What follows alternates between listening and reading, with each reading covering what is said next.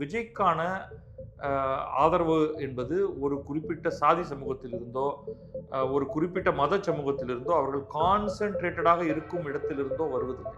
அவருடைய ஆதரவு என்பது அனைத்து தளங்களிலிருந்தும் வருகிறது. அதிகமான தலித் வாக்காளர்கள் இருப்பதாக பேசிக் கொள்கிறார்கள்.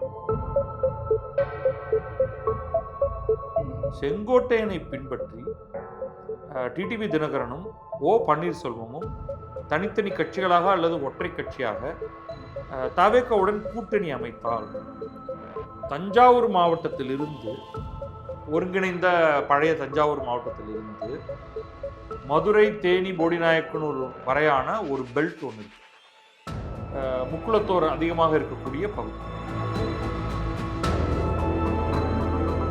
உங்களுக்கு அந்த தொகுதியில் ஒரு பலம், தனிப்பட்ட பலம் இருந்தால், தனிப்பட்ட முறையில் நீங்க 10%, 15% யார் நின்றாலும் நான் தனியாக நின்றே 10-15% எடுத்து விடுவேன் என்ற நம்பிக்கை உங்களுக்கு இருந்தால்,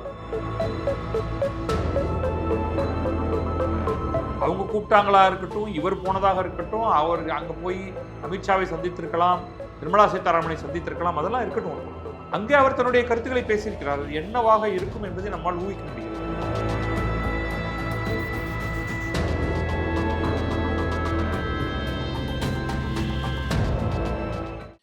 கிழக்கு நியூஸ் நேயர்களுக்கு வணக்கம். இன்றைய செய்தி அலசல் நிகழ்ச்சியில் பல்வேறு சுவையான செய்திகளுடன் நான் பத்ரி சேஷாத்ரி. முதலாவதாக செங்கோட்டையன் தமிழக வெற்றி கழகத்தில் இன்றைக்கு சேர்ந்துள்ளார். விஜயுடைய முன்னணியில் மற்றும் பல தவேக முதன்மை தலைவர்கள் இருக்கும் பொழுது அவர் இன்று காலை தவேகவில் இணைந்துள்ளார். அவருடன் கூட அவருடைய ஆதரவாளரான சத்யபாமா என்னும் முன்னாள் எம்பி, கொங்கு பகுதியைச் சேர்ந்தவர், அவரும் இணைந்திருக்கிறார். இன்னும் பல செங்கோட்டையனுடைய ஆதரவாளர்கள் சேர்ந்திருக்கிறார்கள். இதை பற்றி நம்ம ஏற்கனவே விவாதித்திருக்கிறோம். அவர் எடப்பாடி பழனிசாமி தலைமையிலான அதிமுகவிலிருந்து நீக்கப்பட்டதற்கு பிறகு தன்னுடைய ஆப்ஷன்ஸ் என்னென்ன அப்படிங்கிறதை பற்றி அவர் நிச்சயமாக சிந்தித்து பார்த்திருக்கிறார். திமுகவின் அமைச்சர் சேகர் பாபு அவரை சந்தித்ததாக தகவல்கள் தெரிவிக்கின்றன. பிறகு தவேகவுடனும் பேசியிருக்கிறார். அவருடைய பல்வேறு நண்பர்கள், கட்சி தலைவர்கள், முன்னாள் கட்சியைச் சேர்ந்த, முன்னாள் கட்சினா ஓபிஎஸ், தினகரன் போன்றவர்களிடமெல்லாம் அவர் பேசிக்கொண்டிருந்திருக்கிறார். ஏன்னா அவர்களெல்லாம் கருத்து தெரிவித்திருக்கிறார்கள் நேற்றைக்கு. ஸோ ஒரு சில பேர் வந்து அவர் குழப்பத்தில் இருந்ததாக சொல்கிறார்கள். அப்படி இன்னும் குழப்பம் எதுவும் இருக்கிறதாக தெரியல. உங்களுக்கு என்னென்ன ஆப்ஷன் இருக்கு அப்படின்னு பார்த்துட்டு அவர் இறுதியாக தவேகவில் இணைந்துள்ளார். இது இம்மீடியட்டாக பார்த்தீங்கன்னா தவேகவுக்கும் செங்கோட்டையனுக்கும் 2 பேருக்குமே நன்மை. கிடுகிடுன்னு பார்த்துடலாம் ஒரு சில பாயிண்ட்டை மட்டும். நான் தவேக பற்றி பேசும்பொழுதெல்லாம் அவர்களுக்கு வாக்குகள் கிடைக்கும், ஆனால் இடங்கள் கிடைக்காது. ஏன்னா அந்த மாதிரியாக ஒரு இடத்துல கான்சென்ட்ரேட்டான வாக்குகள் அவருக்கு கிடைப்பதற்கு சாத்தியமில்லைன்னு சொல்லியிருந்தேன். ஏன்னா நீங்கள் வந்து என்னதான் இருந்தாலும் திமுக தலைமையிலான கூட்டணி நம்பர் 1, அதிமுக தலைமையிலான கூட்டணி நம்பர் 2, தவேக அதற்கு பிறகு வருகிறது. இப்பொழுதைக்கு அதுதான் என்னுடைய கருத்தாக இருக்கிறது. அப்போ உங்களுக்கு வந்து தமிழகம் முழுவதுமாக 15% வரலாம், 16 வரலாம், 17 வரலாம், 20 கூட வரலாம் என்று வைத்துக்கொள்வோம். ஆனால் இது வந்து எல்லா இடத்திலும் பிரிந்திருக்கிறது. ஏனால் விஜய்க்கான ஆதரவு என்பது ஒரு குறிப்பிட்ட சாதி சமூகத்திலிருந்தோ, ஒரு குறிப்பிட்ட மத சமூகத்திலிருந்தோ, அவர்கள் கான்சென்ட்ரேட்டடாக இருக்கும் இடத்திலிருந்தோ வருவதில்லை. அவருடைய ஆதரவு என்பது அனைத்து தளங்களிலிருந்தும் வருகிறது. அதிகமான தலித் வாக்காளர்கள் இருப்பதாக பேசிக்கொள்கிறார்கள். அதுவும் ஒரு பரந்துபட்ட வாக்கு தான், ஒரு குறிப்பிட்ட இடத்தில் இருக்கும் வாக்கு கிடையாது. அப்படி இருக்கும் பொழுது அவர் எல்லா இடத்திலும் 15% வாக்குகளை பெற்றார் என்றால் எந்த இடத்திலுமே ஜெயிக்க முடியாது. ஆனால் செங்கோட்டையன் போன்ற ஒருவர் வரும்பொழுது ஒரு சில இடங்களில் மாற்றம் ஏற்படுகிறது. உதாரணமாக கொங்கு பகுதியில் செங்கோட்டையனுடைய சொந்த தொகுதியை எடுத்துக்கொண்டால் நிச்சயமாக அந்த தொகுதியில் செங்கோட்டையனுக்கான ஆதரவு என்பது அது அதிமுக ஆதரவு என்பதை தாண்டி ஆதரவு. அவருக்கென்று குறைந்தபட்சம் 10-15% இருக்கிறது என்று வைத்துக் கொள்வோம். 15%. தவேகவுடைய ஒரு 15% அந்த இடத்தில் கிடைத்து விட்டது என்றால் தவேகவுக்கு அங்கும் 15% செங்கோட்டையனுக்கு அல்லாத வாக்குகள் இருக்கிறது என்று வைத்துக் கொண்டோமல்ல. இது ஒரு சிம்பிள் கால்குலேஷன் தான். சடன்லி இவர் வின்னபிள் ஆயிடுறார். அப்போ குறைந்தபட்சம் விஜய் கட்சியுடைய வாக்குகள் இருக்கும் பட்சத்தில் தன் தொகுதியில் செங்கோட்டையனால் ஜெயிக்க முடியும். நம்பர் 1.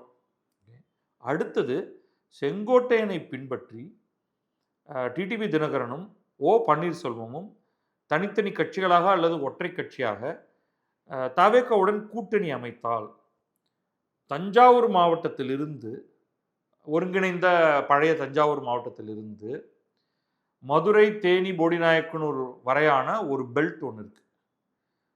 முக்குளத்தோர் அதிகமாக இருக்கக்கூடிய பகுதி. இந்த இடங்களில் தவேகாவும் டிடிவி தினகரன், ஓ பன்னீர்செல்வம் போன்றோரும் சேர்ந்து பல இடங்களில் ஜெயிப்பதற்கான வாய்ப்பு இருக்கு. பல அப்படின்னா எவ்வளவுனா குறைந்தபட்சம் ஒரு 10 இடங்கள் ஜெயிப்பதற்கான வாய்ப்பு வருகிறது. உடனடியாக கேம் சேஞ்சராக மாறிவிடுகிறது. இதற்கு முன்னால் நாம் பார்க்கும் பொழுது எல்லாருக்கும் வாக்குகள் கிடைக்கும். ஆனால் இடங்கள் என்று பார்த்தால் அது 2 கூட்டணிக்கு மட்டும்தான் என்பதிலிருந்து இப்பொழுது 3வது கூட்டணி, இன்னும் கூட்டணி எதுவும் ஏற்பட்டு விடல. ஆனால் செங்கோட்டையன் பிளஸ் தவேகா என்பதே ஒரு இடமாவது குறைந்தபட்சம் கிடைக்கும். விஜய் ஏதாவது ஒரு இடத்தில் நிற்கிறார் என்றால் பாசிபிளி அது 2வது இடமாக இருக்கும். அதோடு சேர்ந்து ஒரு கூட்டணி அமைகிறது. அதுவும் முக்கியமாக டிடிவி தினகரன் பிளஸ் ஓ பன்னீர்செல்வம் என்றால் 10-12 தொகுதி என்று ஆகிறது. அது ரொம்ப கன்சர்வேட்டிவாக சொல்கிறேன். தேர்தல் நெருங்க இன்னும் சில பல மாற்றங்கள். உதாரணமாக என்ன மாற்றம் நிகழலாம்? நம்பர் 1, எடப்பாடி தலைமையிலான அதிமுகவிலிருந்து பலர் விலகி ஒன்று தவேகாவில் சேரலாம், அல்லது ஓபிஎஸ் தினகரனுடன் சேர்ந்து கொண்டு தவேகாவுடன் கூட்டணி அமைக்கலாம். இதற்கு நிறைய பாசிபிலிட்டி இருக்கு. காரணம் என்ன? எடப்பாடி பழனிசாமி என்பவர் ஜெயலலிதாவோ எம்ஜிஆரோ கிடையாது. அவர்களுக்கு தனியான ஒரு ஆரா இருந்தது, ஒரு கரிஸ்மா இருந்தது. அந்த காரணத்தினால் அவர்கள் மற்ற அனைவரையும் கீழே தள்ளிவிட்டு முதன்மை தலைவராக இருந்தார்கள். மற்ற அனைவரும் அவர்களை பின்பற்றினார்கள். ஆனால் எடப்பாடி ஒரு அதிர்ஷ்டம் காரணமாக அந்த இடத்துக்கு அவர் வருகிறார். வந்ததற்கு பிறகு கொஞ்சம் கொஞ்சமாக கட்சியின் கட்டுப்பாட்டை கைப்பற்றுகிறார். அந்த கட்சி அவருடைய கைக்கு வந்ததற்கு பிறகும் கூட பலர் அவரை மனத்தளவில் முழுமையான தலைவராக ஏற்றுக்கொள்ளவில்லை. ஓபிஎஸ் நிச்சயமாக அவரை ஏற்றுக்கொள்ளவில்லை. இணைத்தலைமை என்ற மாதிரி தான் பார்த்து கொண்டிருந்தார். ஆனால் அதை தாண்டி எடப்பாடி கட்சி முழுவதும் தனக்கே என்ற ஒரு பொசிஷனுக்கு அதை கொண்டு வர்றார். அப்போ பலருக்கு அதில் நிச்சயமாக வருத்தம் இருக்கிறது. ஒரு வாய்ப்பு கிடைத்தால் அவர்கள் நகர்ந்து விடுவார்கள். அவர்களுக்கு நகர்வதற்கு என்னென்ன வாய்ப்புகள் இருந்தன, இப்பொழுது இருக்கின்றன அப்படின்னு பார்த்தா, முதல்ல திமுக. ஒரு சில பேர் திமுகவில் போய் சேர்ந்தார்கள், அதை நம்ம பார்த்தோம். ஆனால் திமுக ஒரு நிறைய இடம் இருக்கக்கூடிய ஒரு கட்சி இல்லை. ஏன்னா அவர்களுக்கு எல்லா மாவட்டத்திலும் பெரும் தலைவர்கள் இருக்கிறார்கள். இன்னொருவர் எளிதாக அங்கே வருவதற்கு அவர்கள் விடமாட்டார்கள். கீழ்மட்டத்தில் யாராவது வருவதாக இருந்தால் அவர்கள் எடுத்துக்கொள்வார்கள். ஆனால் இவர்களுடைய ஆதிக்கத்துக்கு ஒரு போட்டியை கொடுக்கக்கூடிய யாராவது வந்தால் நிச்சயமாக ஏற்றுக்கொள்ள மாட்டார்கள். அப்படி இருக்கும்போது அடுத்த வாய்ப்பு எங்க இருக்கு அப்படின்னா பாரதிய ஜனதா. அதில் பல அதிமுக தலைவர்களுக்கு ஒரு சின்ன கன்ஃபியூஷன் இருக்கு. அங்கே போனால் நமக்கு வெற்றி வாய்ப்பு இருக்குமா? அங்கே கணிசமான வாக்குகள் இருக்கின்றனவா? அதற்கு நம்ம பேசாம அதிமுகவிலேயே இருந்து கொண்டு நம்ம பாரதிய ஜனதாவோடு எனிவே நமக்கு ஒரு கூட்டணி இருக்கு, அங்கிருந்து நமக்கு கிடைக்கக்கூடிய வாக்குகளையும் வைத்து ஜெயிக்க முடியும் என்று பார்ப்போமா? ஏன்னா 2021 அது நடந்திருக்கு. அப்போ அதே மாதிரி நம்ம இப்போவும் 2026 அப்போ ஒரு 70 இடங்கள் ஜெயித்தோம். அதே மாதிரி இப்போவும் அதே மாதிரி ஒரு கம்பைண்டாக எல்லாவற்றையும் சேர்த்து நமக்கு இடங்கள் கிடைக்கும் என்ற ஒரு கணக்கை அவர்கள் வைத்திருக்கலாம். அதனால வெளியில் போவதற்கு விருப்பம் இல்லாமல் இருக்கலாம். ஆனால் அவங்களுடைய பொசிஷன் அப்படிங்கிறது லோவர் பொசிஷன் தான். எடப்பாடி என்ற ஒருவர் ஒரு தனி சர்வாதிகாரியாக அவர் இன்றைக்கு கிட்டத்தட்ட வந்து விட்டார் என்னும் பொழுது நாம் ஏன் இன்னும் அங்கே இருக்கணும் அப்படின்னா ஜெயிப்பதற்கான ஒரே வாய்ப்பு இங்கே இருந்தால்தான் என்பதனால் இப்போ அந்த ஈக்குவேஷனில் ஒரு பெரிய மாற்றம் ஏற்படுது. விஜய் வராரு, செங்கோட்டையன் போன்ற ஒருவர் அங்கே போய் சேர்றாரு, ஓபிஎஸும் தினகரனும் அங்கே ஒரு கூட்டணியை ஏற்படுத்தி கொள்வதற்கான வாய்ப்பு இருக்கிறது. அப்படிங்கும் பொழுது நம்ம நேரடியாக அந்த கட்சியில் போய் இணைந்து விட்டால் அங்கே எங்கே வேண்டுமானாலும் நிற்பதற்கே ஆள் இல்லை அந்த கட்சியில். அப்போ உங்களுடைய தொகுதி உங்களுக்கு கிடைக்கும். உங்களுக்கு அந்த தொகுதியில் ஒரு பலம், தனிப்பட்ட பலம் இருந்தால், தனிப்பட்ட முறையில் நீங்கள் 10%, 15% யார் நின்றாலும் நான் தனியாக நின்றே 10-15% எடுத்து விடுவேன் என்ற நம்பிக்கை உங்களுக்கு இருந்தால் அப்ப தவேகாவுடைய வாக்குகள் அங்கே உள்ள வருது. அப்போ உங்களுக்கு வெற்றிக்கான வாய்ப்பு என்பது அதிகரிக்கிறது. அப்போ வரும் நாட்களில் இப்போ நம்ம இப்பொழுதைக்கு நம்ம வந்து நவம்பர் மாதத்தில் இருக்கோம். டிசம்பர் ஜனவரியில் ஒரு பெரும் மாற்றத்தை நம்ம அதிமுகவிலிருந்து பார்க்கலாம். வேற திமுகவில் இருந்தோ திமுக கூட்டணி கட்சிகளில் இருந்தோ விலகி யாராவது தாவேக்காவுக்கு வருவாங்கன்னு நான் நினைக்கல. ஒரு சில பாசிபிலிட்டிஸ் இருக்குது. அது கூட கொஞ்சம் சந்தேகம்தான்.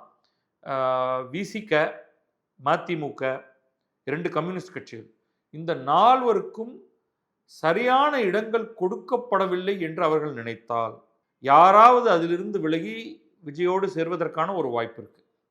அதே மாதிரி கூட காங்கிரஸ் கூட அந்த இறுதி கட்டத்தில் எவ்வளவு இடங்கள் நமக்கு கிடைக்கப் போகின்றன அது ரொம்ப ரொம்ப ரொம்ப குறைவு என்று அவர்கள் கருதினால் கோபத்தில் அவர்கள் வெளியேறி ஒருவேளை விஜயுடன் கூட்டணி சேரலாம். பட் அது ரொம்ப ரொம்ப ரொம்ப ஒரு அவுட் சைடு பாசிபிலிட்டி தான் அதுக்கு இருக்குன்னு நினைக்கிறேன். ஸோ ஓவரால் இப்போ பார்க்கும் பொழுது சடனாக வந்து விஜயுடைய ஒரு பலம் கொஞ்சம் அதிகரித்திருக்கிறது, செங்கோட்டையனை சேர்த்து கொண்டது. இதற்கிடையில் வந்து செங்கோட்டையன் தமிழக வெற்றிக் கழகத்தில் சேர்ந்திருப்பது குறித்து திருமாவளவன் ஒரு கருத்தை தெரிவித்திருக்கிறார். அவர் என்ன சொல்றாருன்னா, செங்கோட்டையனின் செயல்பாடுகளுக்கு பின்னால் பாஜக RSS அமைப்புகளின் கைகளும் நீண்டிருக்கிறதோ என்ற கேள்வியும் எழுகிறது.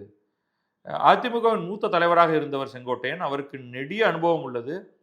அவர் வெளியேறும் நிலை ஏற்பட்டிருப்பது அதிமுகவுக்கும் எடப்பாடிக்கும் பின்னடைவாகத்தான் இருக்கும். அது ரைட்டு. ஆனால் இந்த இடத்துல அவர் எங்கிருந்து இந்த பாஜக RSS அமைப்புகளின் கைகளும் நீண்டிருக்கிறதோ என்ற கேள்வியும் எழுகிறது அப்படின்னு சொல்றாரு அப்படிங்கிறது வந்து புரியல. செங்கோட்டையனின் செயல்பாடுகளுக்கு பின்னால் இந்த மாதிரி கைகள் நீண்டிருக்கிறதுக்கு காரணமாக அவர் சொல்வது வந்து பாஜக அழைத்து பேசியதாக செங்கோட்டையன் ஏற்கனவே ஒரு முறை ஒப்புதல் வாக்குமூலம் கொடுத்திருந்தார்.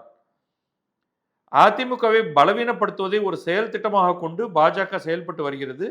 இது அதிமுகவுக்கும் தமிழக அரசியலுக்கும் நல்லதல்ல. இது குறித்து நான் தொடர்ந்து பேசி வருகிறேன். அதிமுக தலைமை இது குறித்து தீவிரமாக சிந்திக்கும் என நம்புகிறேன். இவர் மட்டும் இல்லை, அரசியல் விமர்சகர் சுமந்த் ராமனும் இன்னும் கொஞ்சம் விஷமமாகவே அதை ட்வீட் பண்ணியிருக்காரு. பாரதிய ஜனதா ஏன் தன்னுடைய ஆள் ஒருவரை தாவேக்காவில் கொண்டு போய் செருகி உள்ளது அப்படிங்கிற மாதிரி அவர் கருத்து தெரிவிச்சிருக்காரு. ஐ திங்க் இது எல்லாமே வந்து கொஞ்சம் இப்பொழுதைக்கு தேவையற்ற கருத்துக்கள் நினைக்கிறேன். ஒருத்தர் ஒரு கட்சியிலிருந்து வெளியேற்றப்படுகிறார். அவர் அந்த கட்சியிலிருந்து வெளியேற்றப்படுவதற்கு முன்னால் பாரதிய ஜனதா அவருக்கு நட்பு சக்தி.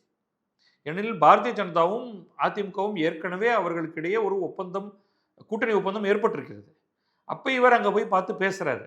அவங்க கூப்பிட்டாங்களா இருக்கட்டும், இவர் போனதாக இருக்கட்டும், அவர் அங்கே போய் அமித்ஷாவை சந்தித்திருக்கலாம், நிர்மலா சீதாராமனை சந்தித்திருக்கலாம், அதெல்லாம் இருக்கட்டும் ஒரு பக்கமாக. அங்கே அவர் தன்னுடைய கருத்துக்களை பேசியிருக்கிறார். அது என்னவாக இருக்கும் என்பதை நம்மால் ஊகிக்க முடிகிறது. பிரிந்து சென்ற அனைவரும் ஒன்று சேர வேண்டும் அதிமுகவில், அதுதான் அதிமுகவை பலப்படுத்தும் என்று அவர் பேசியிருக்கலாம். அது சாத்தியமா என்பது குறித்து பாரதிய ஜனதா அவரிடம் பேசியிருக்கலாம். ஆனால் ஒரு கட்டத்தில் பாரதிய ஜனதா வந்து இது தன்னுடைய கூட்டணி கட்சியாக இருந்தாலும் அதிமுகவின் தனிப்பட்ட ஒரு விஷயம், அதுக்குள்ள அந்த கட்சியின் உள் விவகாரத்துக்குள்ள நாம உள்ள நுழைவது சரியில்லை என்று அவர்கள் முடிவெடுத்திருக்கலாம். அது மட்டுமா, அவர் அதற்கு பிறகு கட்சியில் இருக்கும் பொழுதே அவர் ஓபிஎஸ்ஸையும் டிடிவி தினகரனையும் சந்தித்தார், சசிகலாவுடன் பேசினார். இதெல்லாம் வந்து தேவர் ஜெயந்தி சமயத்தில் நடந்தது. அதற்கு பிறகு அவர் சேகர் பாபு, இப்பொழுது திமுகவில் முன்னாள் அதிமுகவில் இருந்து இப்பொழுது திமுகவில் இருக்கும் அமைச்சரான சேகர் பாபுவை சந்தித்து பேசியிருக்கிறார். அப்ப அவர் வந்து தன்னுடைய ஆப்ஷன்ஸ் எல்லாத்தையும் பார்த்திருக்காரு. இறுதியாக தாவேக தான் தனக்கு சிறந்த ஆப்ஷன் என்று அவர் இன்றைக்கு ஒரு முடிவுக்கு வந்திருக்கிறார். உடனேயே வந்து அதில் பாஜகவின் கை இருக்குமோ RSSின் கை இருக்குமோ என்று பேசுவது சரியாக எனக்கு தோன்றவில்லை.